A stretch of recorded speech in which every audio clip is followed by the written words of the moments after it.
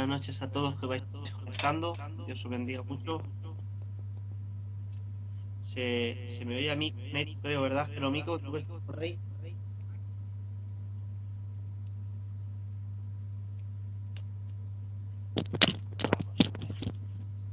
Aunque lo importante es que se lo oiga bien al hermano. ¿Me oís ¿Qué te bien? parece?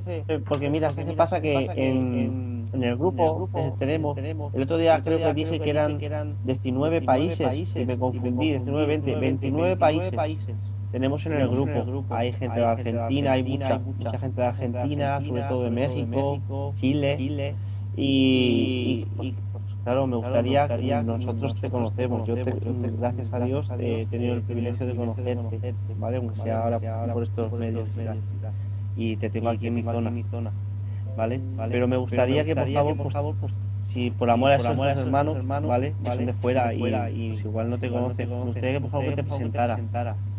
Muy bien, muy bien. Pues bendiciones para todos los hermanos que en esta noche están compartiendo con nosotros por medio de este canal.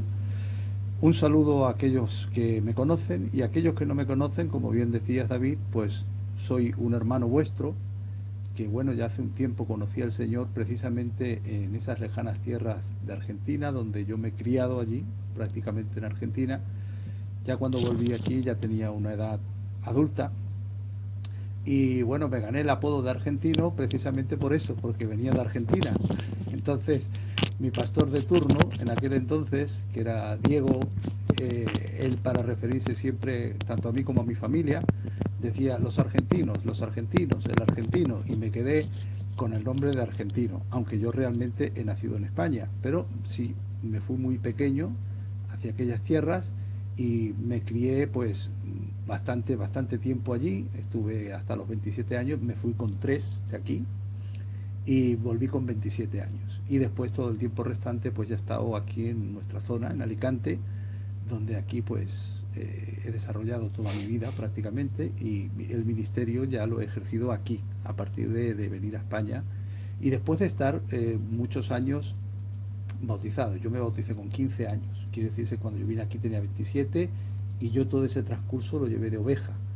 Me convertí en el año 75, 76 era, con el hermano marido, uno de los pioneros de la obra que vino desde aquí, desde España, mejor dicho, desde la misión de Francia. Él vino allí y hizo una iglesia preciosa en Rosario, Argentina, donde muchos de los hermanos que a lo mejor me están escuchando en esta noche pueden compartir también esa historia maravillosa. Así que bueno, un saludo a todos los argentinos, saludo a los hermanos, saludos en general para todos. Y a ti también por permitirme, te quiero agradecer la oportunidad. Quiero decir que yo no soy muy... no me considero una persona que en estos medios me desarrolle de una forma espectacular, porque nunca lo he hecho tampoco. Pero bueno, tú me lo dijiste con tan buena sombra, vamos a decirlo así. Bueno, aquí estamos. Espero que en esta noche podamos ser de bendición. Muy bien, el agradecido soy yo, la verdad, porque es un tema un poco controversial, vamos a llamarlo así. Sabéis, los que me vais conociendo por estos medios, que normalmente traemos temas pues que igual a algunos les gustan, a otros no, a otros quizás no les guste que se traten, ¿vale? Pero yo soy de los que creen que lo peor que hay es la apología a la ignorancia, o que haya un conocimiento para unos y otro para otros. Yo creo que todos somos hijos e hijas de Dios, los que estamos en la membresía, los que son hijos e hijas de Dios, se merecen todo el consejo de la palabra de Dios. Y hoy es un tema difícil, lo digo ya, ¿vale? Hay gente, ya he dicho que hay gente, por ejemplo, que no le gusta hablar de estos temas, José, Uh -huh. y te doy gracias en directo, te lo he hecho en privado, te lo hago en público, porque creo que es, además es bíblico. Yo siempre he dicho que lo de ser agradecido pensaba que era algo mío, pero no, es algo bíblico. Dice ser agradecido en todo. Y yo Amén. te doy gracias por poder estar aquí con nosotros y mojarte, Ujú. ¿vale? Porque es un tema, ya digo, que es un tema que no se habla mucho, pero creo que es importante saberlo y el por qué. Porque Ujú. hay otras doctrinas que enseguida las escuchamos y sabemos más o menos encajarlas. Pero yo creo que la teología está liberal. Hay gente que la habla, gente por desconocimiento y otra gente porque las cree. Ujú. Y nada, yo me callo ya porque además se me oye con eco. Y aquí lo importante en esta noche es usted, que comparte con nosotros. Sin más, José, ¿qué es la teología liberal? Bien, antes de responder a esta pregunta, quiero decirte efectivamente que el tema de la teología liberal, yo soy consciente de que muchos hermanos a lo mejor no goza de que esto sea un atractivo como cualquier otra doctrina de la palabra de Dios, como por ejemplo la escatología. La escatología es algo mucho más atractivo, incluso la cristología. ¿Eh? Y yo sé que nosotros esos campos los dominamos más fácilmente. No digo que sean fáciles, porque son también temas muy difíciles, pero el tema de la teología liberal es un tema, como bien has dicho, no es más enrevesado, que cae dentro de la teología contemporánea, un poquito más dentro de la teología contemporánea, porque la teología contemporánea abarca desde la Primera Guerra Mundial hasta aquí, y esto es un poquitito más anterior. Entonces, ciertamente hay mucho que explicar en cuanto a cómo se fusiona, cómo se crea, y eso a lo mejor a la gente le puede llegar a cansar o le puede llegar, pero quiero deciros que aunque el tema no es atractivo, no por eso deja de ser menos importante, porque en realidad es un tema que tenemos que tener muy presentes. Así que, bueno, a la pregunta que tú me has hecho, ¿no? ¿Qué es la teología liberal? Bueno, mirar, es importante estudiar este tema porque en los últimos 2 siglos la amenaza más grande contra el cristianismo bíblico no ha surgido desde otras religiones mundiales destacadas, tales como por ejemplo el Islam o el budismo, sino dentro de la propia Iglesia. Este peligro se llama la teología liberal. O sea, esto es grave, es muy grave, porque lo que ha sucedido con este tipo de pensamiento teológico ha causado mucho mal en las iglesias. Esta teología liberal, haciéndose pasar por cristiana, porque quiero recalcar desde aquí que no es cristiana, sino que utiliza las siglas cristianas, pero en el fondo, como veremos en esta noche, no es cristiana, niega prácticamente todo lo que enseña la palabra de Dios.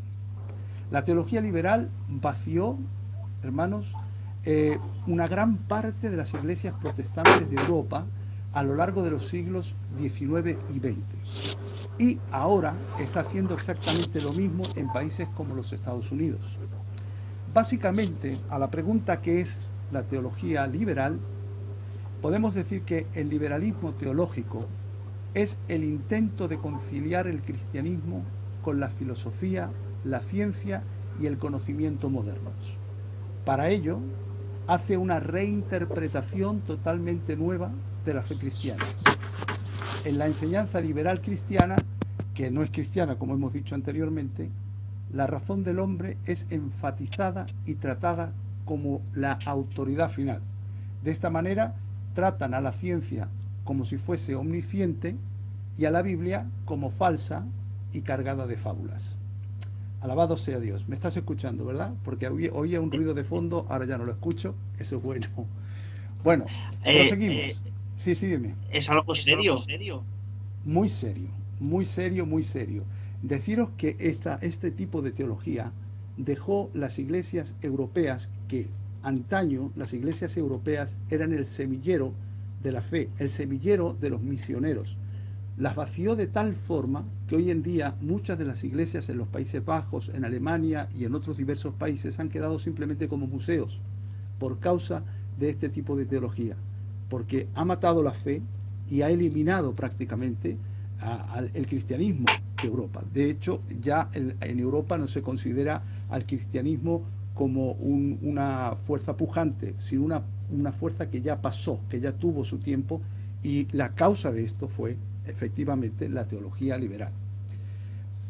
prosiguiendo con esa pregunta, ¿qué es la teología liberal? Podemos resumirla de esta forma, ¿no?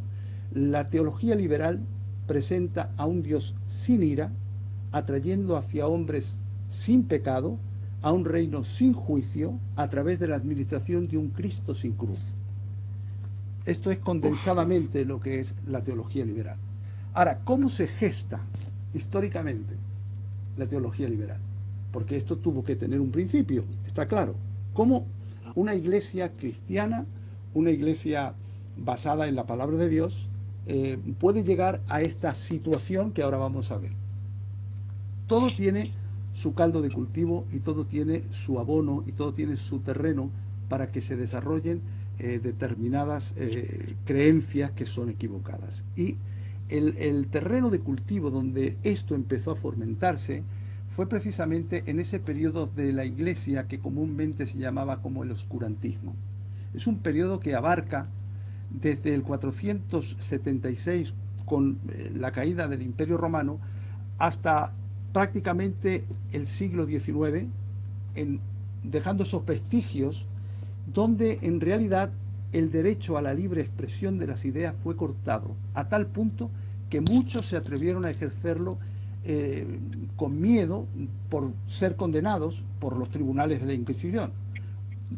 Todo estaba manipulado por la Iglesia, que era omnipresente en ese estado medieval, en ese estado de oscurantismo, donde ni la cultura, ni la ciencia, nada absolutamente podía manejarse. Bueno, posteriormente la Reforma Protestante trajo la luz de la palabra de Dios y empezó a rescatar y a empezar a salir parte de ese oscurantismo que reinó de forma grave durante muchos siglos. Pero si vemos bien que el oscurantismo reina hasta que sale lo que comúnmente se llama en el siglo XVIII el Renacimiento. En este periodo de Renacimiento, que es en el siglo XVIII, hay unos filósofos que traen su filosofía o su teoría de la Ilustración, la teoría de la Ilustración, y utilizaron este término ilustración para dar a entender la luz que ellos traían ante el oscurantismo al cual había sumergido la Iglesia católica específicamente. Ahora bien, ellos desarrollan esta teoría de la Ilustración, esta filosofía de la Ilustración, y ellos empiezan a hablar que es la razón la que tiene que traer la sensatez. Es la razón la que va a disipar las tinieblas.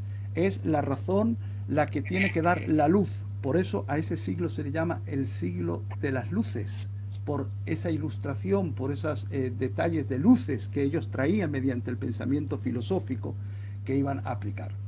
Los pensadores de la Ilustración sostenían, como en el siglo de las luces he dicho, sostenían que el conocimiento humano podía combatir la ignorancia, la superstición, la tiranía, para construir un mundo mejor. Y es aquí donde aparece uno de los grandes pensadores, así por lo menos lo tienen, que expone esta teoría, esta filosofía, llamado Immanuel Kant.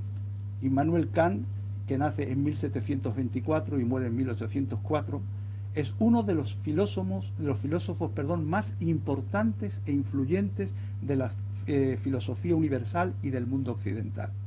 Se dedicó principalmente a la disciplina de la filosofía, pero ejerció una influencia poderosa sobre la teología continental contemporánea. La Ilustración, según Kant, significa el abandono del hombre de una infancia mental de la que él mismo es culpable. Infancia para él es la incapacidad de usar la propia razón sin la guía de otra persona. Esta niñez es culpable cuando su causa no es la falta de inteligencia, sino la falta de decisión o de valor para pensar sin ayuda ajena. O sea, lo que él está diciendo es, conforme dice en su lema, atrévete a saber, deja de ser manipulado, deja de que el oscurantismo de la Iglesia que quiere dominarlo todo no te manipule, Tú tienes la capacidad de razonar, tú tienes la capacidad de pensar, tú tienes la capacidad de argumentar. No seas un niño que tiene que ser tomado de la mano y llevado por los dogmas, por las tradiciones, por la iglesia e incluso más lejos por la misma Biblia, sino que tú tienes que tener la capacidad independiente de poder razonar y poder entender las cosas.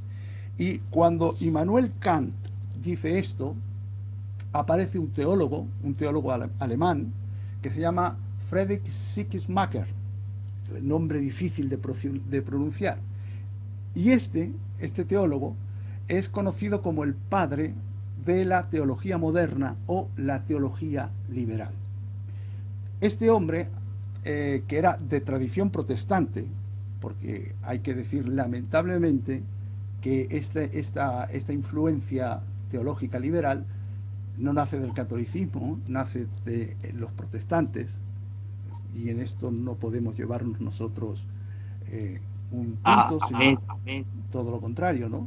Este teólogo alemán no procuró edificar su sistema teológico a partir de las Sagradas Escrituras, sino en base al sentimiento humano. Concretamente se trata de un sentimiento de dependencia absoluta o dependencia incondicional. Él agrega que aparte de la razón hay un motivo todavía más profundo, que es el sentimiento humano. Pero si nos damos cuenta, ya las cosas están cambiando a partir de este filósofo Kant y de este personaje llamado Sigismacher. ¿Por qué? Porque genera un giro subjetivista en la teología. Es lo que da a luz la teología liberal, la cual convierte la teología en antropología. Ya no tengo que buscar a Dios en la Escritura, ni tengo que preocuparme de quién es Dios, sino que ahora se vuelca todo a uno, se vuelca todo a una posición subjetivista. En vez de depender de la revelación de Dios, que nos es dada en la Biblia, en la palabra de Dios, él pone y argumenta que es el hombre el que puede encontrar la verdad dentro de sí mismo, a saber, en sus sentimientos, en sus experiencias personales. Esta misma convicción caracterizará a todo el movimiento modernista posterior, porque en el liberalismo no siempre hay una sola corriente, sino que es una corriente multicolor. Hay diferentes escuelas, pero el tronco del cual vienen, la esencia es esa, es que ya no tengo que buscar la verdad en la Biblia, sino en el hombre mismo, en mis sentimientos, en mi razón. Bueno, a raíz de esto, como ya la Biblia no es importante, como ya buscar a Dios no es importante, como mis respuestas no están en Dios, sino en mí para poder buscar a Dios, él empieza a negar una serie de doctrinas fundamentales de la Iglesia. Por ejemplo, él niega la Trinidad, pero no solo él, sino también todos los posteriores teólogos liberales. Niega la Trinidad. Él no tenía ningún interés en la Trinidad, ya que suponía que nuestra comunión espiritual con Cristo sería igual sin la doctrina de la Trinidad. Por tanto, tumba o se carga o tira o elimina la doctrina de la Trinidad. Los liberales niegan el nacimiento virginal de Cristo. El nacimiento virginal, sí. Perdona que te corte. Además, me molesta un montón que tenga esta noche eco. Yo. Sí. Porque es un tema para disfrutar. Hermanos, de verdad es un tema precioso. Compartirlo, por favor, para que tenga más difusión. Sigue. Has dicho que niega la Trinidad.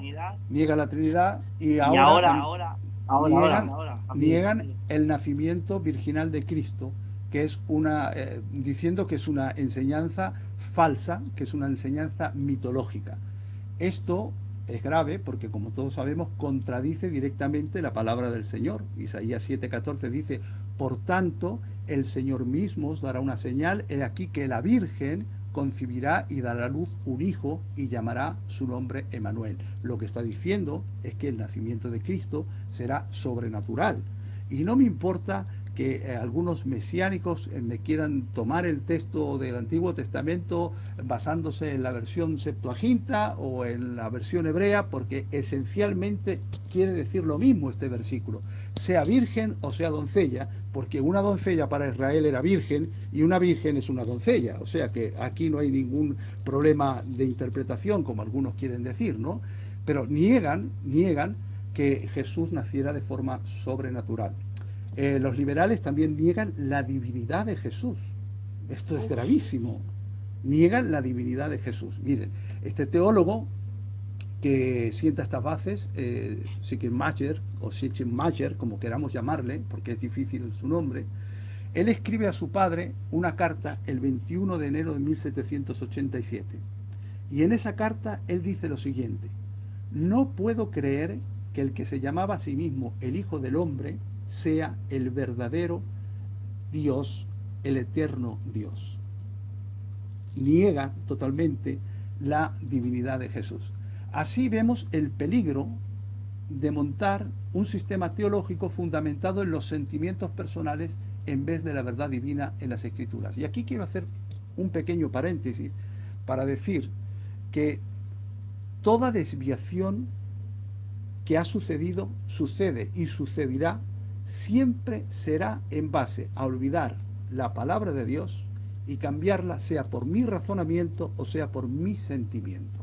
Algunos dicen, yo no tengo nada que ver con este señor Schleiermacher, yo no tengo nada. Miren, muchos de los movimientos neopentecostales que existen hoy en día, donde lo que se valora no es lo que yo lea de la palabra de Dios, lo que yo estudie de la Biblia, lo que yo aprenda de la Escritura, sino mis sentimientos personales, cómo siento yo. Eso es un grave peligro, porque eso también lo compartía este teólogo llamado Schleiermacher. Y miren ustedes dónde aparecieron los liberales, hasta negar estas doctrinas que estamos hablando. Así que ni tus sentimientos ni mis sentimientos son un campo fiable para poder buscar a Dios. Por encima de mis sentimientos está siempre la palabra de Dios. Yo sé que tengo a Dios en mi corazón porque la Biblia me lo dice. No es solamente por lo que yo siento, porque muchas veces no sentimos nada, pero sin embargo la fe me dice que la palabra de Dios es verdadera, y si Dios me dice una cosa, aunque yo no la siento, la creo. Entonces nosotros tenemos que siempre poner nuestra fe en la palabra de Dios. Ese es el fundamento. Bueno, prosiguiendo con lo que este señor y los teólogos liberales van evolucionando y van diciendo, ellos niegan que Jesucristo sea Dios manifestado en carne. Dicen que la importancia de Cristo no reside en su naturaleza divina, sino en su conciencia de lo divino. Atención. Entonces, bajo esta perspectiva, Él es el ejemplo a seguir, porque manifestó de modo supremo lo que es vivir con la sensación constante de dependencia absoluta. O sea, Él no es que fuese Dios, no era Dios manifestado en carne, sino que es un ejemplo a seguir, es un modelo, pero de Dios nada. Es simplemente un modelo, como podría ser un político, como podría ser alguien que es modelo para los demás. La teología liberal convierte a Jesús, hermanos, en un mero hombre. Los liberales no creen en la divinidad de Jesús. Argumentan que era un hombre inspirado e iluminado por Dios, pero de ninguna forma era Dios manifestado en carne. Sin embargo, el Evangelio de Juan dice, y aquel verbo, el verbo que en el capítulo 1, versículo 1 dice que estaba con Dios y que era Dios, la palabra de Dios dice que fue manifestado en carne. O sea, Dios manifestado en carne en la persona de nuestro adorable Señor Jesucristo. Ellos niegan esto. Bien, Jesús, dicen ellos, argumentan, fue un buen maestro moral, pero sus seguidores y los seguidores de ellos han tomado libertades con la historia de su vida como se registran en las Sagradas Escrituras. Esto es muy grave. O sea, los seguidores de ellos, de Jesús, perdón, los apóstoles, los discípulos, los padres apostólicos, han tomado libertades, dicen ellos, para añadir a la historia conforme se registra en los evangelios. Dicho de otra forma, no hubo ningún milagro sobrenatural. Eso fue un invento.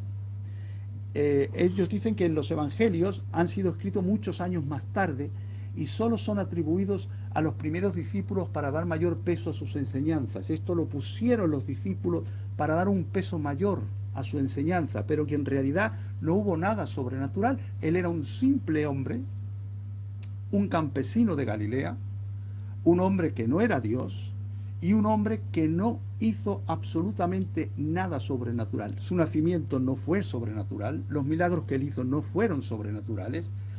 Él era un hombre normal, un hombre con una buena moral, un hombre digno de imitar por su ejemplo, pero esto contradice, hermanos, la palabra de Dios, que dice: lo que has oído delante de mí, ante muchos testigos, esto encarga a hombres fieles que sean idóneos para enseñar también a otros. El apóstol Pablo está diciéndole a Timoteo que lo que ha oído de él ante muchos testigos, que esto se lo encargue a hombres fieles, no embusteros, no gente que se inventen, sino hombres fieles que sean idóneos para enseñar a otros. Quiere decirse que ya desde el principio la fiabilidad de las Escrituras es inapelable, porque el mismo apóstol Pablo está poniendo los cimientos de que todo lo que ha sucedido es real, de que todo lo que ha sucedido es verídico, y que esta verdad tenía que ir siendo transmitida a hombres fieles que a su vez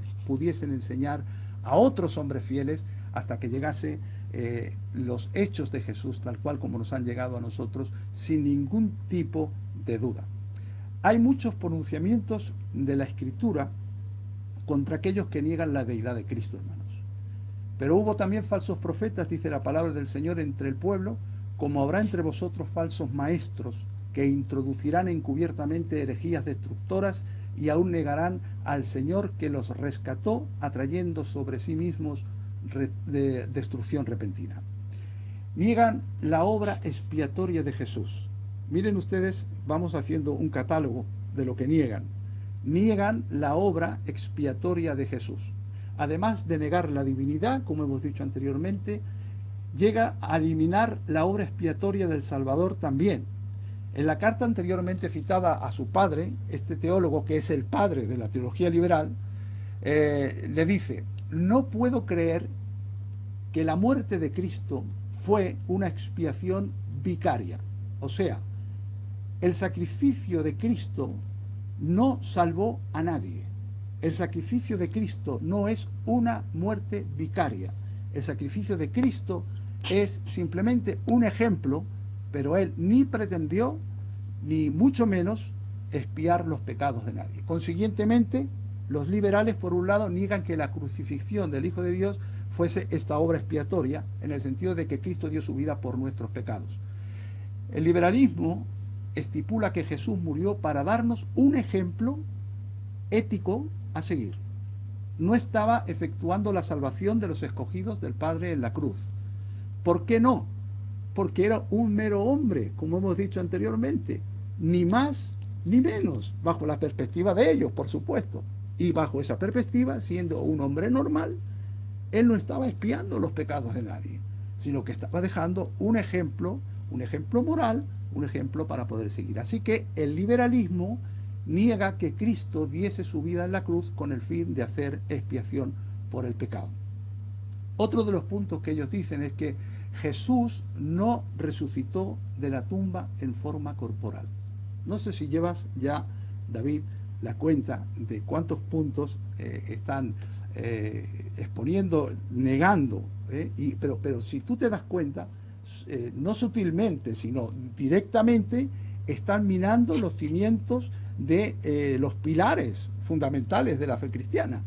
Jesús no resucitó. Jesús murió y ahí se quedó en la tumba donde fuese. Sino ellos creen y dicen que más bien los apóstoles, cuando predicaban el querigma, pues de esta forma metafórica, pero no literal, resucitaba al Señor. O sea, cada vez que ellos predicaban de una forma metafórica, pero no literal, porque Jesús literalmente no resucitó, sino que cada vez que hablaban de Jesús, en el querigma, Cristo resucitaba. Un ejemplo, como Steve Jobs, ¿no? El creador de Apple. Cada vez que cogemos un móvil de Apple o un iPhone o un iPad, sabemos que Steve Jobs ya ha muerto hace tiempo, pero cada vez que cogemos cualquier artículo de la manzanita, siempre nos acordamos de Steve Jobs, que fue el creador. Bueno, ellos más o menos lo hacen de esa forma. Cada vez que predicaban, cada vez que hablaban el querigma, Cristo resucitaba de una forma metafórica, pero no de una forma literal. Por tanto, ellos dicen, la resurrección de Cristo es totalmente falsa desde el punto de vista literal. Jesús no resucitó. Consiguientemente, los liberales, por un lado, niegan que la crucifixión del Hijo de Dios fue una obra expiatoria, como hemos dicho, en el sentido de que Cristo resucitó. Ahora bien, si Cristo no resucitó, dice la Escritura, vana es nuestra predicación y vana es también nuestra fe. Es efectivamente eso lo que les ha sucedido. Cuando ellos han negado que Cristo resucitó, han eliminado la predicación del púlpito. Por eso los púlpitos quedaron vacíos en Europa, porque ya nadie tenía argumentación de predicar de alguien que no había resucitado, es lo que dice la palabra, y la fe se vuelve vana. ¿Por qué? Porque ya no tengo que creer en un Dios que se hizo hombre, que murió por mí y que resucitó. Luego está minando esos principios fundamentales y está sucediendo precisamente lo que el apóstol Pablo está diciendo en 1 Corintios capítulo 15, versículo 14, que si Cristo no resucitó, vana es entonces nuestra fe, vana es nuestra predicación. Bueno, continuamos diciendo que niegan la personalidad del Espíritu Santo. Otra más. En cuanto a la neumatología, ellos dicen que no creen en la existencia... Dime. Ay, qué mal, que de verdad que no puedo hablar casi porque está con el eco, es un problema de conexión. Pero entonces, ¿en qué creen? No creen en nada, no están diciendo nada. Importante, ¿vale? Un apunte para todos los que estéis escuchando y para los que luego los escucharéis. Tienen a Jesús como un hombre normal. Así es. Le quiero poner un poco de énfasis, José, porque es importante. ¿Vale? Así es. Un hombre tan normal que no nació de una forma sobrenatural, que no vivió de una forma sobrenatural, que no murió y resucitó de una forma sobrenatural, sino que fue muy natural. Un campesino de Galilea, que el único ejemplo que tenemos que tomar es su moral, y es un hombre bueno, buenachón, que tenemos que imitarlo. Ahora, haciendo un inciso en esto, la pregunta es la siguiente. Si esto era así, y los discípulos, los apóstoles, sabían que esto era así, que él no era sobrenatural, que ellos se inventaron posteriormente, según dicen los liberales, todos los milagros, todo lo que él hizo, fue un invento de ellos. Si esto es así, la pregunta clave es esta. ¿Por qué las personas que le siguieron, los apóstoles, fueron capaces de dar su vida muriendo como mártires por causa del Señor, si él era un hombre normal, sobrenatural, que no era sobrenatural, que murió de una forma normal y que no resucitó? Esto no cabe en ninguna lógica de razón tampoco, porque los apóstoles dieron su vida y posteriormente los demás creyentes por un Cristo que tenían claro que había nacido de forma sobrenatural, que había hecho milagros de forma sobrenatural y que había resucitado de forma sobrenatural. Por eso fueron capaces de morir y de dar su vida y de entregar su vida por causa de lo que ellos habían visto, de lo que ellos habían oído, de lo que ellos habían vivido. Y esa era la experiencia real, no lo que los teólogos liberales dicen. Bien, no sé si tienes algún inciso más que hacer tú desde ahí. No, porque no te quiero molestar, quiero que sigas, porque estoy yo con el eco, hay un problema de conexión. Pero es que este punto sí quería resaltarlo un poco, porque creo sinceramente que hay un virus suelto. ¿vale? Y por eso quería recalcarlo. Sigue, expláyate, estoy gozando. Yo no sé los demás, Muy bien, pero yo estoy personalmente gozando. muy bien. Pues otros ejemplos, por ejemplo, vamos a ver, a este personaje que se le considera el padre de la teología liberal, eh, Friedrich Schleiermacher, se le ha llegado a calificar el Judas Iscariote del siglo XVIII y XIX. Y yo creo que es un término bastante acertado. Quiero deciros que no era de una familia inconversa. Él era una persona que su padre era pastor, su abuelo era pastor, su bisabuelo era pastor. O sea, él viene de una tradición de gente convertida y era un teólogo importante. Sin embargo, fíjense ustedes, una filosofía que, como hemos dicho al principio, la filosofía de Kant, estoy haciendo una pequeña recapitulación, mediante la filosofía de la Ilustración, que como hemos dicho anteriormente, dice hay que razonar, hay que salir del oscurantismo, genera una semilla que cae en este hombre y este hombre empieza a desarrollar este sistema teológico que aparentemente podríamos decir, bueno, ¿y quién va a querer esta locura?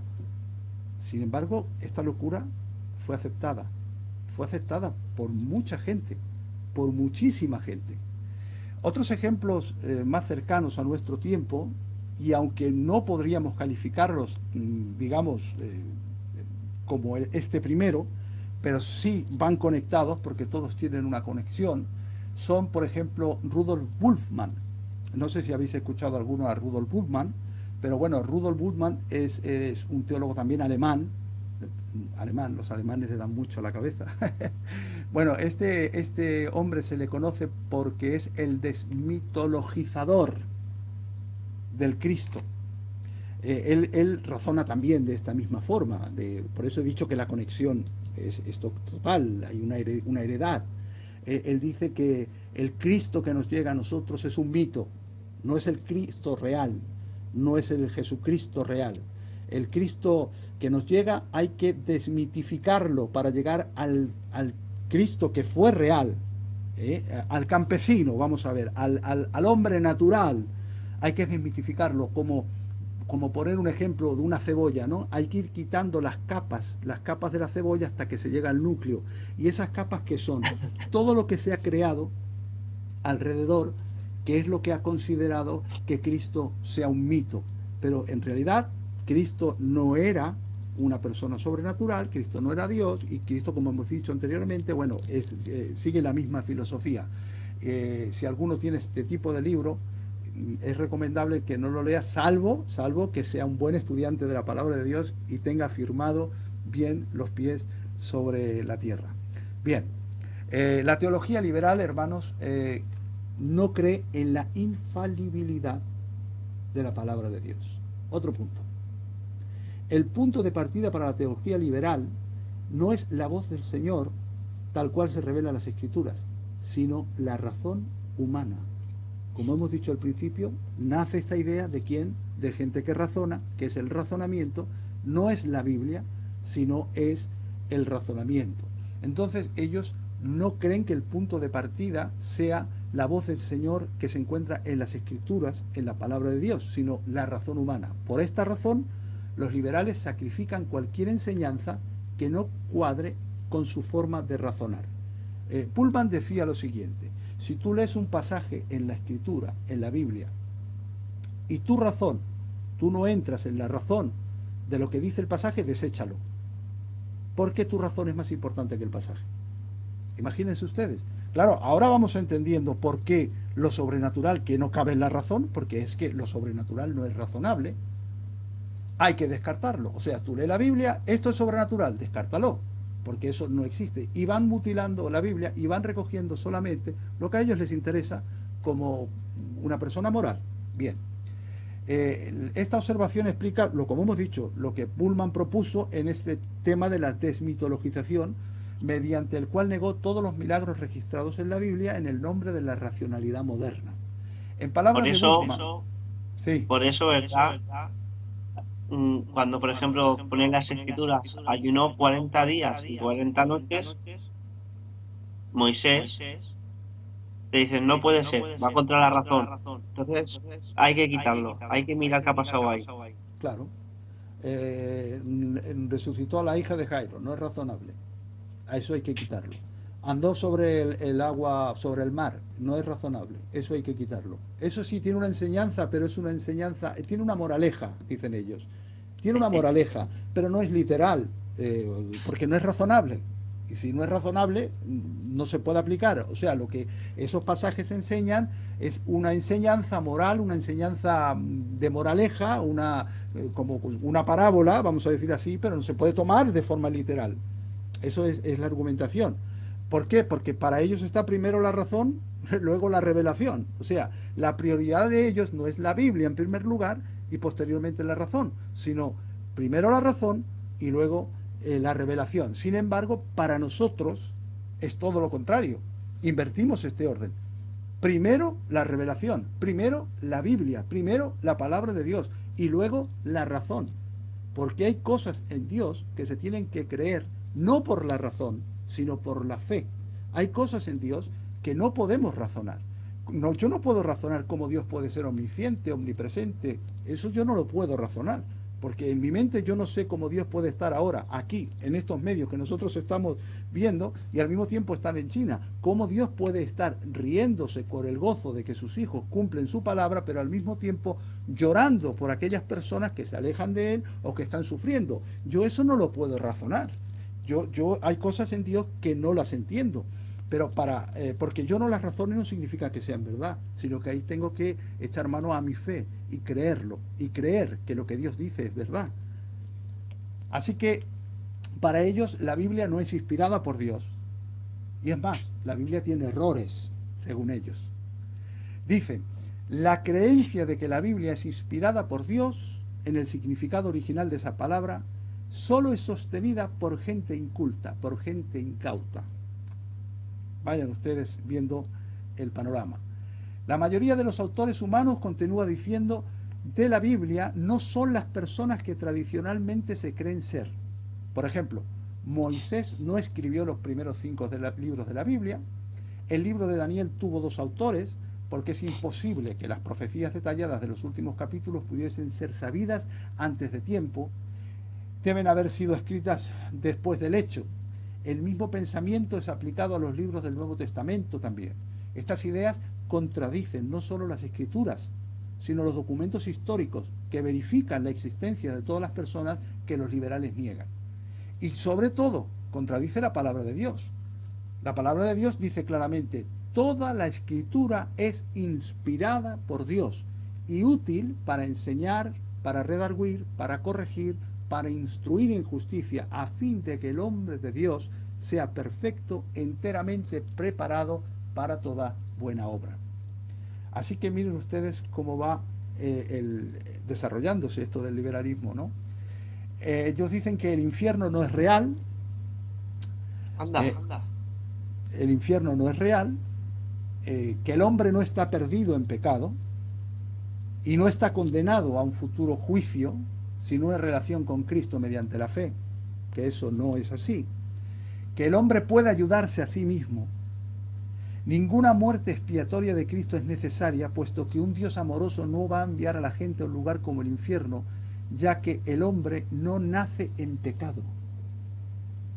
El hombre no nace en pecado. Lo más importante para el hombre es amar a su prójimo. Amar. La cosa amorosa para ellos es lo importante. Lo que debemos hacer es amar en cualquier situación. Es lo que la Biblia dice, que hay que amar, y los teólogos liberales dicen que eso es lo bueno, que hay que amar a todo el mundo. Yo decía predicando el otro día que no siempre es así, David, no siempre es así. Hay mucha gente con el tema de amar, yo amo a unos, amo a todos, no, hermanos, Dios no nos manda de eso. Hay momentos en el que tenemos que ser tajantes. Yo no puedo amar desde el punto de vista escritural a un testigo de Jehová. No puedo amarlo, porque hasta los hippies aman. Los hippies dicen paz y amor y el plus para el salón. No se puede. No todo es el amor. Hay cosas que hay que defender, como dice Judas, que hay que defender la fe dada una vez a los santos y contender y decir que lo blanco es blanco y que lo negro es negro. O sea, no siempre eso es así. Así que ellos niegan la doctrina de la depravación total, que establece que el hombre no es capaz de hacer nada bueno y amoroso. El hombre no es bueno por naturaleza. Es verdad que Dios hizo al hombre bueno en el jardín del Edén, pero el hombre pecó, desobedeció, y el hombre ahora mismo está en una depravación total. El hombre no tiene buenos principios, el hombre está corrompido por el pecado, el hombre se aleja de Dios, y la Biblia enseña que el hombre es pecador por la naturaleza que tenemos, la naturaleza caída. La Biblia dice que engañoso es el corazón más que todas las cosas y perverso. ¿Quién lo conocerá? Hasta que el hombre no haya sido redimido por Cristo y sea una nueva criatura con una nueva naturaleza, como dice la Biblia, de modo que si alguno está en Cristo, nueva criatura es, las cosas viejas pasaron, he aquí todas son hechas nuevas. Pero ¿cuándo? Cuando el Señor viene a nuestra vida, cuando cambia nuestra naturaleza corrompida, entonces sí, el hombre tiene el amor de Dios que podemos compartirlo. Pero mientras tanto, no. El hombre por naturaleza no tiene la capacidad de hacer el bien, sino que el hombre siempre tiene la tendencia a hacer el mal por el pecado que hay en él. La humanidad no es vista, según los teólogos liberales, como totalmente depravada, y por lo tanto los teólogos liberales tienen una visión optimista del futuro de la humanidad. También se acentúa un evangelio social, claro, porque cuando yo quito el evangelio de que vas a ir al infierno si no te arrepientes, de que Cristo ha muerto por tus pecados, en sustitución automáticamente el evangelio se transforma en una acción social. El evangelio es social. Hay que hacer bien, socialmente hay que hacer bien, pero el hecho social no solamente salva al hombre, eso no puede salvar al hombre. El hombre necesita una transformación en su corazón, el hombre necesita reconocer sus pecados, el hombre necesita arrepentirse. Eso es lo que dice la palabra de Dios. Dicen que si una persona se salva de su pecado y su castigo en el infierno, esto ya no es el punto principal, sino cómo el hombre trata a su prójimo. Esa es la importancia. El amor hacia nuestros semejantes se convierte en la cuestión definitoria para ellos. Esto contradice a Jesús mismo, quien declaró que él, Jesús, era, a través de su muerte expiatoria, era la única vía para llegar al cielo, para llegar a donde Dios nos ha prometido. Él dice: yo soy el camino, la verdad y la vida, y nadie, absolutamente nadie, viene al Padre sino por mí. El cristianismo liberal predica otro evangelio. No es el evangelio que nosotros predicamos. Predican un evangelio que no es el predicado por los apóstoles. El apóstol Pablo dice: mas si nosotros o un ángel del cielo os anunciare otro evangelio diferente del que os hemos anunciado, que el tal sea maldito. O sea, no siendo el evangelio que Pablo predicó, aquí Pablo les está maldiciendo, porque no es un evangelio genuino, no es un evangelio verdadero, sino es un evangelio falso, camuflado, desviado, tergiversado y borrando el principio fundamental de lo que es el evangelio. Bueno, la Biblia condena a aquellos que llaman al mal bien y al bien mal. Dice la Biblia: hay de los que lo malo le dicen bueno y a lo bueno le dicen malo, que hacen de la luz tinieblas y de las tinieblas luz, que ponen lo amargo por dulce y lo dulce por amargo. Y esto es lo que hacen algunas iglesias liberales, adoptando, y voy a decir algo fuerte aquí, pero es otro punto de lo que ellos creen, algunas iglesias liberales, porque solo el pensamiento teológico liberal es el que adopta este tipo de manifestación que voy a decir ahora, adopta la homosexualidad. Mientras la Biblia repetidamente condena esa práctica, ellos la adoptan. De ahí que vemos algunas versiones de la Biblia como Biblias LGTBI, Biblias para diferentes sexos, Biblias, todo va por el hilo del pensamiento liberal. Las escrituras hablan contra aquellos que clamarían sobre este asunto, que dirían, como hemos dicho, paz, paz, y en realidad no hay paz. Los teólogos liberales dicen que el hombre puede alcanzar la paz con Dios aparte del sacrificio de Cristo en la cruz, y que el hombre no necesita preocuparse acerca de un futuro juicio ante Dios. La palabra de Dios habla de un tiempo cuando los hombres tendrán apariencia de piedad, pero negarán el poder de ella. Eso es lo que la teología liberal hace, diciendo que hay algo de virtud interior en el hombre que no requiere un renacimiento del Espíritu Santo mediante la fe en Cristo. Y la Biblia habla contra quienes servirán a ídolos en vez del único Dios verdadero. Y eso es lo que hace el cristianismo liberal. El cristianismo liberal crea un Dios falso, según su propio gusto, en lugar de adorar a Dios, como es descrito en la Biblia entera. La teología liberal no hace hincapié en la doctrina. Como hemos dicho, Kant decía que nadie te lleve de la mano ningún dogma, ninguna doctrina, ninguna Biblia. Atrévete a pensar. Bueno, la De teología verdad, liberal, sí. estoy intentando aguantarme porque tengo todo el rato el eco. Uh-huh. Estás diciendo que están totalmente desenfocados, que no quieren, no, su planteamiento no es enfocarte en la doctrina, como que es una cosa de secundaria, ¿no? Así es, así es. No hace hincapié en la doctrina. Para ellos, Esto es muy actual. exacto, la doctrina para ellos no es importante. La teología liberal critica el uso de credos, por ejemplo, de confesiones de fe, de catecismos, o sea, normas de que nosotros, porque todo eso es doctrina, todo eso va ajustado a la doctrina, ya que dichos documentos dan por sentado la importancia de la doctrina. Entonces ellos eso no lo niegan, no quieren saber de eso. La meta del liberal es tener una mente abierta y por lo tanto ataca cualquier sistema que atenta contra su libertad intelectual. Puesto que la verdad no se puede transmitir mediante palabras, el liberal razona que puede creer lo que bien le dé la gana. Él puede creer lo que bien le parezca. La teología liberal solo cree en un Dios de amor, como hemos dicho. El único atributo de Dios que los liberales mencionan desde el púlpito en sus círculos académicos es el amor de Dios. No hablarían de otra cosa. No se habla sobre su santidad, no se habla sobre su justicia, no se habla de su ira contra los impíos, de eso no lo tocan, solamente hacen énfasis en el amor de Dios, como hemos dicho, y crean un Dios que no es el Dios de la Biblia, es un Dios con minúsculas, hecho a su imagen, hecho a su semejanza. Por esta razón, los liberales nunca predican sobre el pecado ni el peligro de la condenación eterna. Ellos dicen que todos somos buenos, que todos somos hijos de Dios, que todos vamos al cielo. ¿Por qué? Porque Dios es amor. Dios es amor. ¿Has escuchado eso ya? Dios es Muchas veces. amor. Dios es bueno. ¿Cómo va a condenar a la gente? Dios es amor. Y solamente ven eso, pero no ven la justicia de Dios, no ven la santidad de Dios y un montón de atributos que aparecen en la palabra de Dios. Bien, la teología liberal no predica el evangelio apostólico. Si Dios es amor y todos vamos al cielo, entonces, ¿qué necesidad hay de predicar el evangelio? Ninguna, según ellos. Según el liberal, el evangelio no tiene nada que ver con la vida eterna ni con el perdón de los pecados, sino más bien con la liberación sociopolítica o el progreso económico. Dios no está airado contra los pecadores.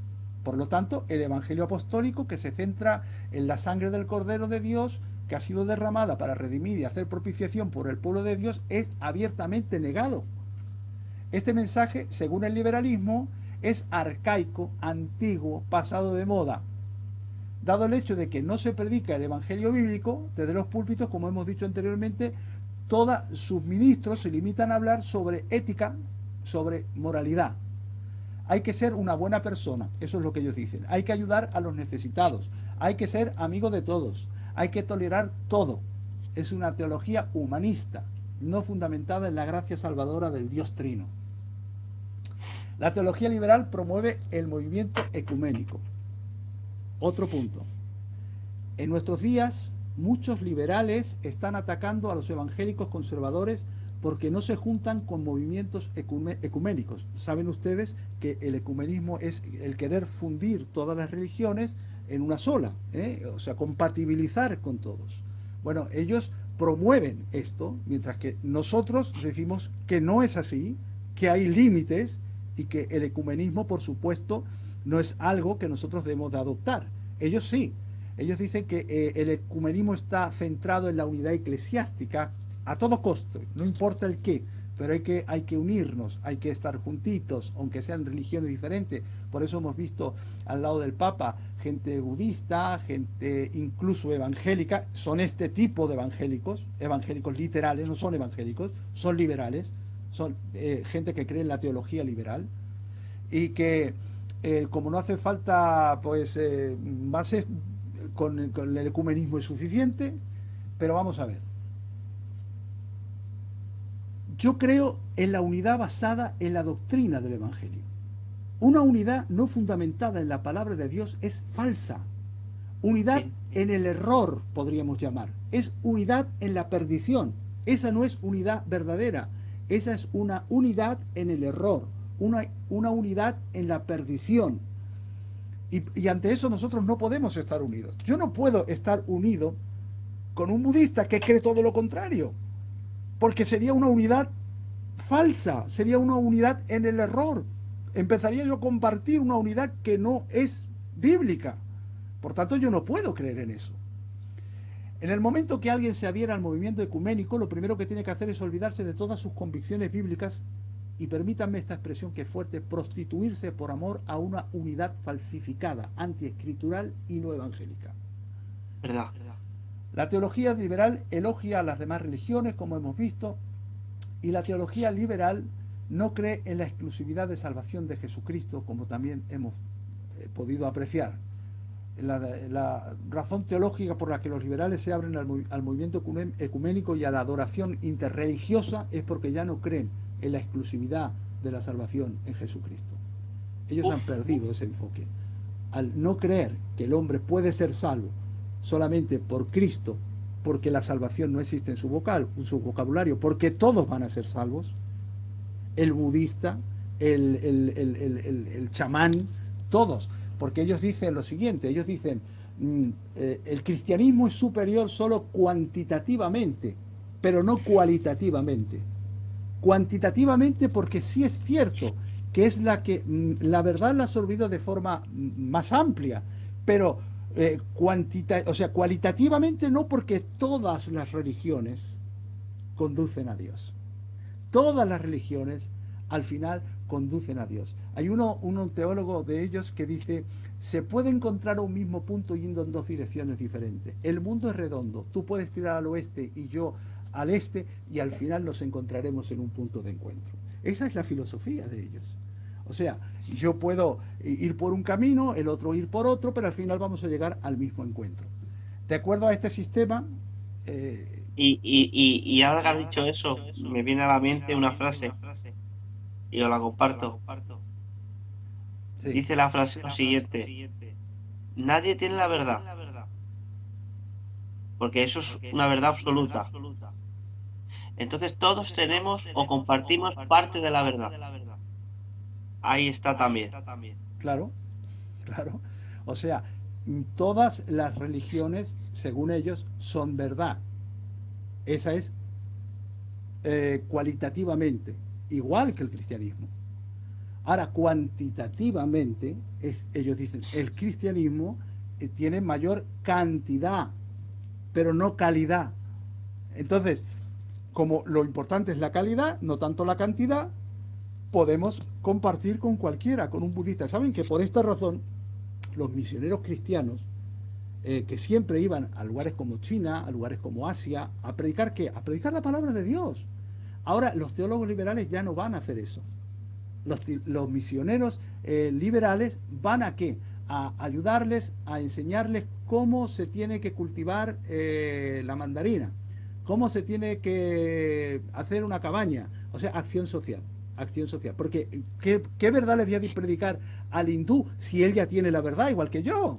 Él a su forma y yo a la mía. Entonces, claro, siendo teólogo liberal, yo no le puedo enseñar eso, porque él ya cree en Dios, él ya va a ser salvo, o ni salvo siquiera, porque todos son salvos para ellos. Entonces, ¿qué le puedo enseñar? Pues le voy a aprender socialmente a que ellos se puedan proyectar, a que salgan de la pobreza, porque ellos dicen que el mal no reside en el pecado, el mal reside en la situación socioeconómica en que yo me encuentre. El hombre es bueno o malo depende del estado social en el que se encuentre. ¿Saben? Esto fue un tremendo golpe para ellos cuando posterior a esta argumentación se iniciaron 2 guerras mundiales. Eso prácticamente, que algunos dicen que eliminó el liberalismo. No, no lo eliminó, lo transformó, porque posteriormente, y ese no es el tema de esta noche, salió la neoortodoxia y posteriormente el posmodernismo, que son corrientes que evolucionaron, pero que siguen manteniendo el mismo germen del liberalismo. Claro, ellos decían, si al hombre lo colocas en un buen lugar, si al hombre le das educación, si el hombre se mantiene bien, el hombre, como es bueno por naturaleza, no va a haber problema. Eso le dio de narices, porque la Primera y la Segunda Guerra Mundial mostraron que la evolución, en cuanto al razonamiento y el progreso, no condujo a una etapa de paz, sino todo lo contrario, a 2 guerras mundiales que murieron miles y miles de personas. Así que fijaros cómo va la argumentación, ¿no? Bueno, pues el teólogo liberal, en el teólogo liberal no hay nada que ofenda del hombre natural. El hombre natural no ofende a Dios en ningún aspecto. El teólogo liberal es el tipo de mensajero que agrada a todos y por ende hablan todos bien de él. No tiene enemigos, nadie le persigue, sabe comportarse en cualquier contexto y hace que todos lo aprecien. Es carismático, es dinámico, es popular, es agradable a la vista, al oído, en suma, muy consolador, muy tranquilizante. Siempre es así, como el falso profeta en su vestido de oveja, pero por dentro es un lobo rapaz. Gloria al nombre del Señor. Conclusión. ¿De dónde vienen todos estos teólogos liberales? Como hemos visto, es una larga cadena, ¿verdad? Y si escarbamos, algunos pueden decir, bueno, en el periodo contemporáneo fue John Selby el que hizo la teología, pero no. Bueno, John Dominic Crozat tampoco, Mark Borg tampoco, Rudolf Bultmann, al que hemos citado, pues tampoco.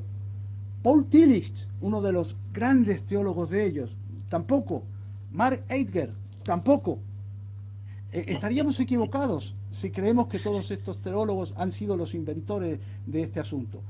Bueno, pues entonces, si no fueron ellos, vamos un poquito más para atrás. Podría ser Will Hermann o Adolf Bornack, tampoco. Ernest Troeltsch, tampoco. Estaríamos equivocados si creemos que son esos. Albert Ritschl, tampoco. Así que, si pensamos esto, digamos, bueno, pues es Friedrich Schleiermacher, el primero que hemos dicho. Tampoco. Estaríamos equivocados. Bueno, pues entonces sería Kant, el que hemos dicho al principio. Tampoco. Kant fue un filósofo. Si empezamos a escarbar un poquito, veremos que antes de Kant ya hubo otro filósofo francés llamado Descartes, que fue el primero que sembró una semillita. Pero si creemos que fue Descartes, también nos equivocaríamos. ¿Por qué? Porque aún en la Reforma Protestante, y ahora ya no me estoy hablando del siglo XVIII y XIX, en la Reforma Protestante en el siglo XVI ya hubo un grupo sectario herético que se llamó los socinianos, en los cuales negaron prácticamente todas las doctrinas distintivamente cristianas a causa de su escepticismo. Ellos siguieron a Faustus Socinius. Los socinianos echaron fuera un sinfín de enseñanzas cristianas de su pensamiento teológico. Por ejemplo, oye bien, y lo que acabamos de decir, los socinianos en el 1500 al 1600, ellos eliminaron la Trinidad. ¿Qué eliminan los liberales? La Trinidad. La divinidad de Cristo, el pecado original, la obra vicaria de Cristo en la cruz, y algunos llegaron a negar el nacimiento virginal del Salvador y los demás milagros registrados en las Escrituras. Por tanto, esos son el origen. ¿Estaríamos equivocados? No, porque si empezamos a mirar más para atrás, nos remontamos a la historia de la iglesia primitiva y nos topamos con un archiconocido liberal con el nombre de Marción. Ese ya nos es más familiar, ¿verdad? Marción, que estuvo en el año 85 al 160. Marción creía solamente en el amor de Dios. Enseñó que el Dios del Antiguo Testamento no era el Padre del Señor Jesucristo. Su postura liberal lo llevó a negar la literalidad del nacimiento de Cristo, su muerte, su resurrección. Redactó su propio canon del Nuevo Testamento basado en un Evangelio de Lucas y 10 cartas paulinas. Sin embargo, Marción tomó la libertad de modificar los escritos apostólicos cuando iban en contra de su propia teología egocéntrica, tal cual como hacen los liberales ahora mismo. Mirad, el germen, estoy hablando del año 85 de nuestra era. Pero aún antes de los días de Marción, había teólogos liberales en la edad del Señor Jesucristo, en el tiempo de Jesucristo. Se llamaban los saduceos. Los saduceos, una vez más, tenían un pensamiento muy escéptico. Su pensamiento era un pensamiento antropocéntrico, que solo miraba a ellos, y hicieron que dudasen de la revelación de Dios. A diferencia de Cristo, los saduceos no creían en la resurrección de los muertos, ni en la existencia de los ángeles. Mirad el germen. Estamos ahora en la época de Jesús, y ahí están los saduceos, ahí están los liberales. Pero estaríamos equivocados si creemos que los liberales nacen con los saduceos. Ni con Marción, ni con los saduceos. Hay que ir más atrás. Segunda de Crónicas, capítulo 10, verso 8, dice que hubo un personaje en la Biblia llamado Roboam. Roboam no quiso seguir la palabra de Dios, sino los caprichos de su propio corazón. Se enfocó en su propio ego, no en Dios, en la palabra. No hizo caso a los ancianos que le razonaron para que su reino fuese mejor y más progresivo, sino que hizo caso a los jovencitos, hizo lo que a él bien le pareció. Así que podemos decir que Roboam fue el primer liberal. Estaríamos equivocados si creemos que Roboam fue el primer liberal. Tendríamos que irnos, David, al germen, al principio, al libro de Génesis, donde ahí encontramos donde nace la teología liberal. La teología liberal nace con la serpiente en el huerto del Edén. Las raíces del liberalismo se remontan a la sugerencia seductora de Satanás cuando dijo: ¿con qué os ha dicho Dios? ¿Con qué os ha dicho Dios? Dudando de la palabra de Dios. Desde aquel momento en adelante, la duda humana siempre ha cuestionado la revelación de Dios, su palabra, sus hechos poderosos, de hecho, a Dios mismo. Satanás fue el primer sujeto en desviar al ser humano de la palabra de Dios para que ellos cumpliesen su propia voluntad, que es lo que los teólogos liberales dicen. La serpiente les prometió que iban a ser como dioses si comiesen el fruto. La teología liberal es tan antigua como la caída. Satanás puso el ego humano en primer lugar. Adán y Eva consintieron. Los liberales actuales también. La teología liberal es tan antigua como la caída. Así que a pesar de que los liberales contemporáneos quieran dar la sensación de que están a la última moda y de que van con los tiempos, el liberalismo teológico no tiene nada de nuevo.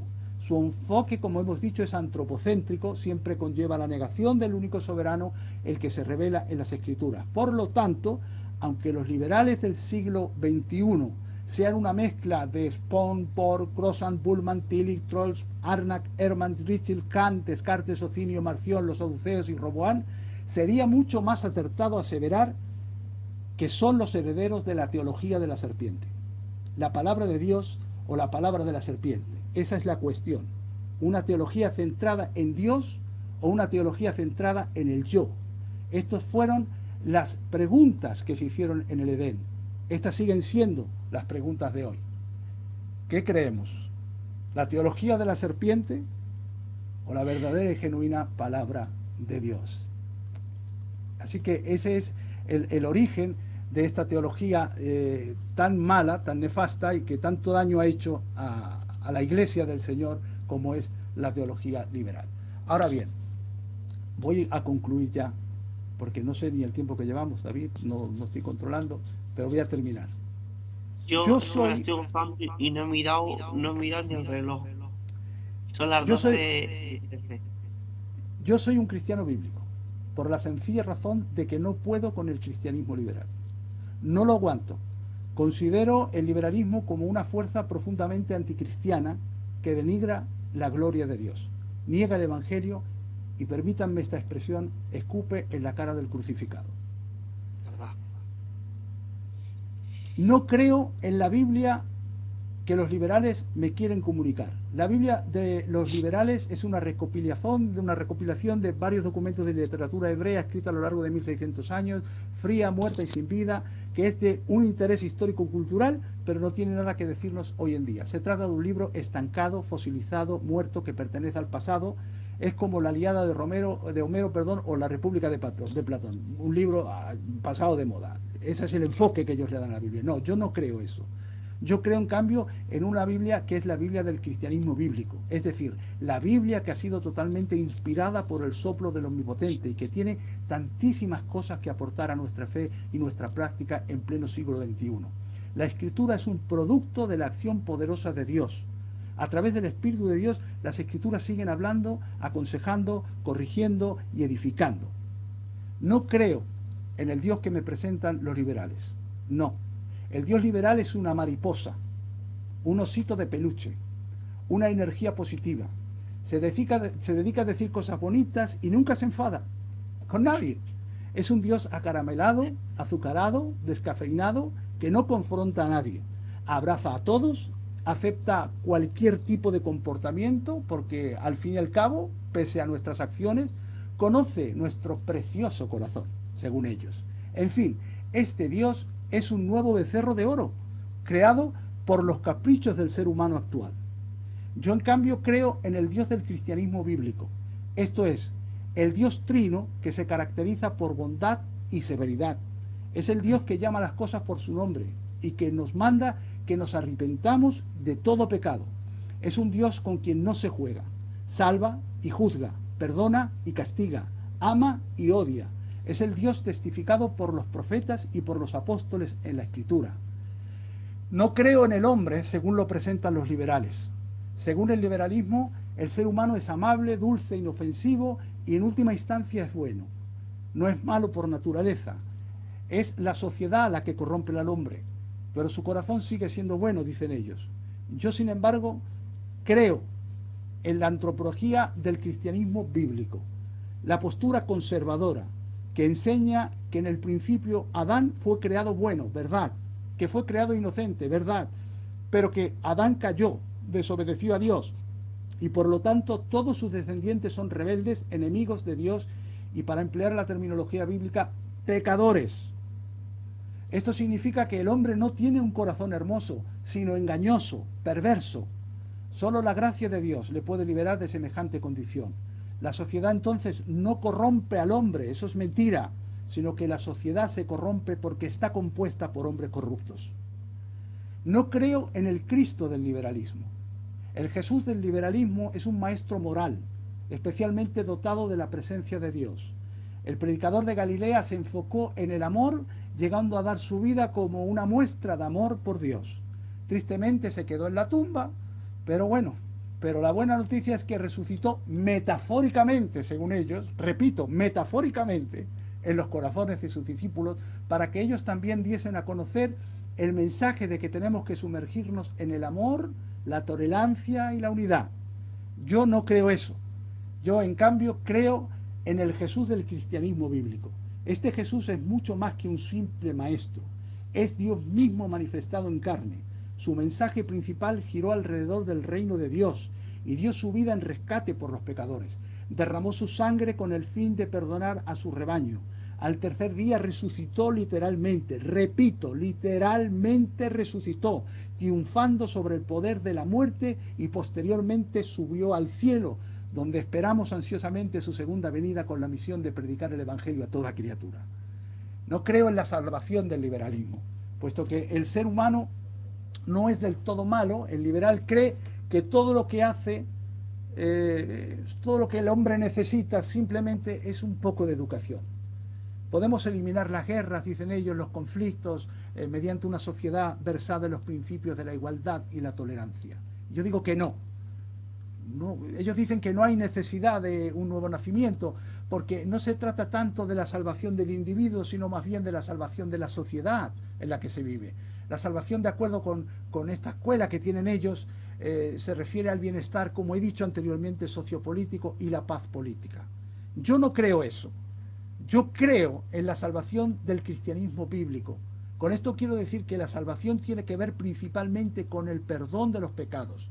Esto no quiere decir que la fe no tenga una dimensión pública, que la tiene. No obstante, el problema cardinal del hombre no es su contexto sociopolítico, por muy deplorable que sea, sino el estado de su alma ante Dios. Concluyo. A la luz de lo antedicho, opto por creer la doctrina de mi Biblia antes de hacer caso a las teorías disparatadas de la teología liberal, basadas en la sabiduría de este mundo. Creo en la Biblia, en el Dios de la Biblia, en el Cristo de la Biblia, en el hombre según la Biblia y en la salvación según la Biblia. Y ahora la pregunta es, ¿en qué bando estás tú? ¿Qué es lo que tú crees? ¿Eres liberal? ¿Eres bíblico? ¿Fe humana o fe verdadera? Esa es una respuesta que sin lugar a dudas cada uno de nosotros tenemos que responder. Y el tema es el siguiente, siendo esto que hemos expuesto un tema que se mueve en niveles académicos, que como hemos dicho al principio no es fácil de digerir, ¿cómo nosotros, de qué forma nos puede afectar? Más de lo que nosotros creemos nos puede afectar. Todos los que estamos aquí somos estudiantes, tú siempre te calificas de estudiante, eso me gusta, estudiantes de la palabra del Señor. ¿Qué fuentes de investigación usamos? Porque muchas de las fuentes que nosotros usamos, sin darnos cuenta, son de teólogos liberales. Por ejemplo, tengo un libro que conocemos todos. Los comentarios de Barclay.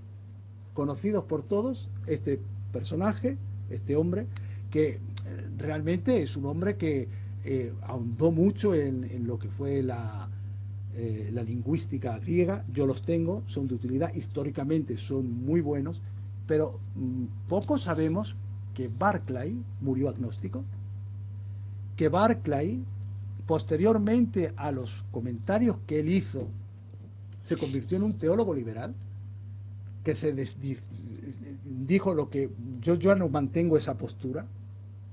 Hay algo de sutileza en esos libros que ya se deja notar. Por ejemplo, cuando él anda por el mar, él dice que Jesús no andó por el mar, que fue un efecto óptico desde la orilla, que los discípulos vieron que él andaba sobre la roca y aparentemente ese efecto generó como si andara sobre el mar. O sea, quiere razonar.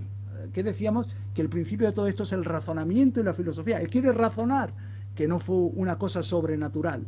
Él no también habla... no pueden ver lo sobrenatural en Jesús. Exacto. Cuando hace la multiplicación de los panes y los peces, él dice que no hubo, que pone varias versiones. Dice, bueno, si tú quieres creer que hubo algo sobrenatural, maravilloso, bien, pero vamos a investigar también otra posibilidad. La mayoría de todos ellos es impensable que salieran de sus casas sin tener comida. Todos tenían comida. Lo que pasa es que lo que no querían era compartir. ¿Qué es lo que sucedió? Jesús tomó unos pececillos con unos poquitos de pan y claro, eso motivó que al ver que Jesús compartía, a los demás pudiesen compartir. Y así, con esas pinceladas sutiles, él va dejando y va restando a lo sobrenatural. Claro, y son libros que llegan a nosotros. Uno dice, ¿y a mí qué me importa cómo va a llegar lo literal? Pues mira, ha llegado, aquí está. Y vuelvo a decir, son unos libros buenos, hay que leerlos con cautela, hay que saber qué fuentes son las que nos alimentan para que de esta forma nosotros podamos transmitir la sana doctrina. Hubo ya contemporáneo un teólogo también, que a lo mejor no sé si lo conocéis, Karl Barth. Creo de verdad, José, que ese casi todos los que estoy casi seguro que estamos conectados, casi seguro lo hemos tenido o lo hemos leído. Karl Barth, pues otro alemán, él fue el que abrió el neoliberalismo, o sea, la neoortodoxia. El problema de Karl Barth es que cuando él sale de escuela liberal, porque él era liberal, de escuela liberal, él se encuentra en un problema cuando él es pastor.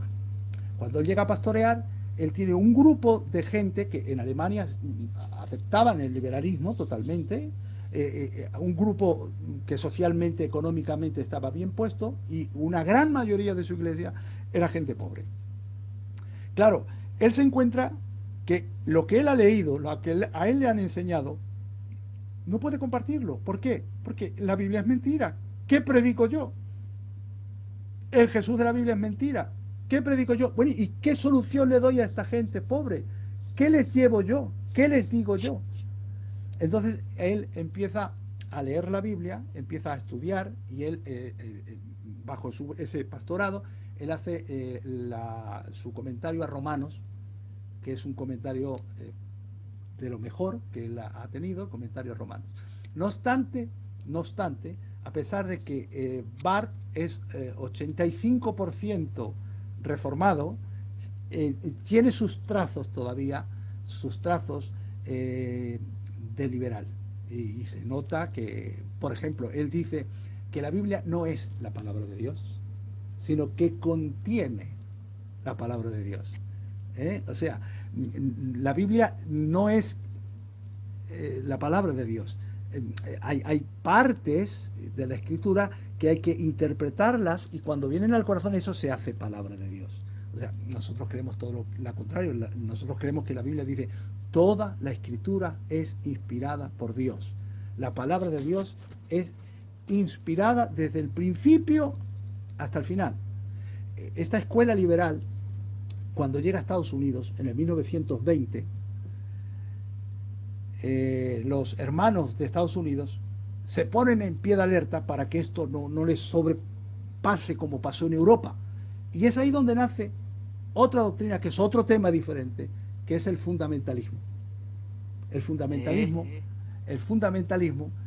se para sobre sus pies y pone unas normas establecidas para frenar, y de hecho frenó en parte, para que no se arrasaran las iglesias como sucedió en Europa. En Europa se arrasó con las iglesias, y los hermanos americanos, mediante el fundamentalismo, que a veces llega esa palabra a nosotros como una palabra mala, de fanático, pero exacto, pero sin embargo el fundamentalismo, como se planteó, y por la causa que se planteó, porque se planteó por esta causa, por los liberales que vinieron allí a Estados Unidos, hicieron estragos, porque Princeton, que era una de las escuelas de las universidades de origen presbiteriano, de origen cristiano, de origen reformado, de origen genuino y bueno, tomaron los lugares prominentes de esas facultades y se empezaron a enseñar teología liberal. Ante eso, un grupo de los que allí estaban se apartaron de Princeton y hicieron otro seminario de Westminster, y para mantener ese equilibrio de decir, no, pero miren ustedes, o sea, fue una lepra, fue algo muy malo lo que ha hecho el liberalismo. El liberalismo se mueve, es verdad que se mueve en altas esferas, pero al final nos llega de una forma o de otra. Y bueno, este ha sido, hermanos, yo sé que esto tiene muchas vertientes. Posiblemente muchos de los que están detrás de estos aparatos están diciendo, hermano, te has dejado muchas cosas en el tintero. Y yo voy a decir, lleváis razón, es verdad. Pero es un tema muy amplio para poder abarcarlo en tan poco tiempo. Y son muchos los colores, son muchas las variantes que tiene esta teología liberal. Teología liberal no es teología de la liberación. Quiero matizar esto. La teología de la liberación es otra cosa. La teología liberal es lo que hemos estado tratando esta noche. Y la teología liberal lleva implícito todos estos argumentos que hemos dicho, que son muy graves y que minan la fe cristiana. Como la minaron en Europa, y las iglesias se quedaron vacías. En fin, básicamente, hermanos, esto es lo que hemos podido compartir. No sé si algunos hermanos han podido entenderlo. He intentado de ser lo más claro para que pudiésemos entenderlo, hacer de un tema que es difícil por el intrincado razonamiento y filosofía que lleva dentro de sí, pero he intentado de hacerlo lo más condensado y lo más entendible. Y si hay algún fallo, pues pido perdón, pero he intentado de hacerlo mejor. Yo lo digo con todo el cariño, ¿vale? A todos los hermanos que estáis detrás. Es un tema complicado, que muchos no quieren hablar. Tercero, normalmente esto se habla a nivel académico. Y hoy hemos tenido el privilegio, y yo el primero, de que tenemos un hermano, mira, aquí en Ciudad Jardín, que está bien empapado de todo ello y nos lo ha explicado de una forma, pues, lo más sencillo de todo lo complicado que tiene. Así que yo te quiero dar muchas gracias. Me lo he gozado. Gracias a ti, David, y gracias a los hermanos que me han aguantado en esta noche para poder escuchar. Espero y deseo que este medio por el que estáis vosotros haciendo cosas para el Señor siga prosperando como lo está haciendo, porque sois un canal de bendición y mucha gente aprende y mucha gente estudia y nos coloca a todos en la situación de estudiantes, porque en realidad somos todos estudiantes del Señor. Hermanos, sin más, de verdad que lo único que me ha faltado es poder hablar contigo así, porque se oye con retardo Una pena, y bueno. entonces yo no quería molestarte en la exposición, pero de verdad, escuchar bien lo que has estado diciendo. De todas maneras, yo, si Dios mediante, haré unos recortes del vídeo, porque creo que es un tema muy importante. Carvar, Barclay y tantos otros libros que gente lee, teología liberal de los alemanes que ha citado, porque somos muy dados, y lo digo por mí, no lo digo por nadie más, pero sí lo digo por mí. Somos muy dados, José, a intentar traer una novedad, a traer algo diferente. Y por eso siempre digo que el que intenta traer algo diferente, mala cosa. Nosotros antes venimos a recordar lo que una vez se nos fue transmitido. Así es. Así es.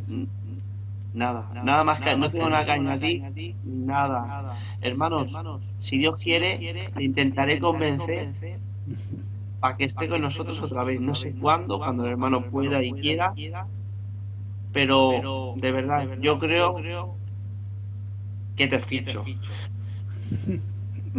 Gracias, Es una hermano, gracias. bendición, de verdad. Es un honor, gracias. Nada, un abracico, y ahora te dejo a ti que te despidas de todos los hermanos. Acuérdate, por favor, de darle a finalizar y compartir para que se quede. Amén. Amén. Finalizar y compartir. Bueno, pues gracias, hermanos, por haberme tomado vuestro tiempo, por haberme escuchado, por haber podido estar desde el otro lado de la pantalla. Y bueno, espero que el Señor os haya podido también iluminar un poco sobre esta intrincada teología, esta doctrina falsa que se disfraza de cristianismo y que no lo es. Gracias por vuestra atención, deseo bendiciones para todos y cada uno de vosotros, que el Señor prospere vuestras casas, vuestros hogares, y que, como dice David, cada día nos motive el Señor más a ser estudiantes de la palabra del Señor. Un abrazo a todos. Un abracico. Un abrazo, David.